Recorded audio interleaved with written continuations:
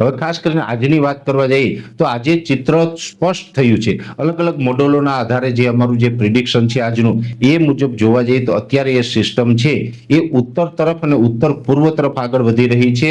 આજે સાંજે 4 વાગ્યા સુધીનું જે લેટેસ્ટ જેનું લોકેશન ટ્રેસ થયું છે એ મુજબ એ સિસ્ટમ છે એ મુંબઈથી થોડીક દક્ષિણ તરફ છે. એટલે હવે લગભગ આવનારા 12 થી 24 કલાકની અંદર મુંબઈ સુધી પહોંચે તેવી શક્યતાઓ છે ને એ સિસ્ટમ છે એ અત્યારે ધીમે ધીમે મજબૂત થઈ રહી છે. જોકે એ સિસ્ટમ સૌપ્રથમ જે સાયક્લોનિક સર્ક્યુલેશન હતી ત્યારબાદ 21 તારીખે મજબૂત થઈને લો પ્રેશર બની અને આજે એ સિસ્ટમ છે એ વેલમાર્ક લો પ્રેશર બની ચૂકી છે.